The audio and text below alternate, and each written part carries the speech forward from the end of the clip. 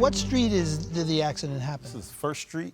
And where did you enter First Street? 3 blocks further down off of a street called Redondo. And what time is it again? I would say around 4 o'clock. Where were you coming from? I was coming back from a friend's house. May I ask what you were doing there at your friend's house? Playing pool.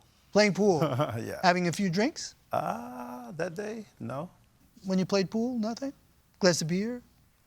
I can't remember. How about your glasses? Did you have your glasses on? I'm farsighted. I can't remember if I had my glasses on that day Farsighted. either way, but for the most part, I'm farsighted. I only need my glasses to read. You're not required to wear your glasses for driving? No, not at all. How do you explain your hitting this car? Honestly, I just didn't see her car door open when I was going down the street. You didn't see the door that was open? No, I just didn't see it.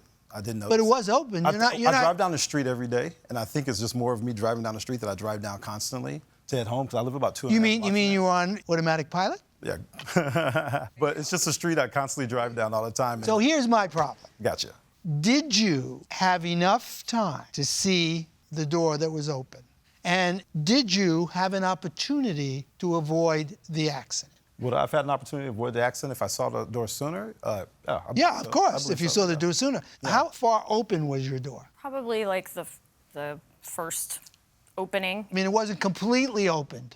Was like, You sure that it wasn't completely opened? I don't think so. You don't think so, but you don't remember. So it could have been completely open, or it could have been at some kind of intermediary angle. Yeah, I would say if it was completely open. Was there a lot of traffic that day, Mr. Jacobs? No. Were there any cars coming the other way?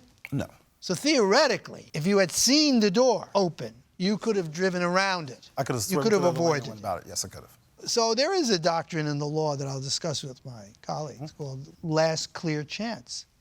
And that means when two people are in an accident, one may actually be somewhat negligent, but the other has the last clear chance to avoid the accident. And because of some negligence on their part, they did it. And that could require us to apportion responsibility. I'll speak to my colleagues, and believe me, they don't leave any stone unturned.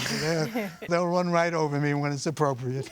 I don't have any more questions. It's not really appropriate right now. Wasn't that appropriate? That we're going to run you. Oh, no. Given what we're talking about right now. But, you know. All right, we'll excuse the parties while we deliberate in this matter. Thank you both. This court is again in session.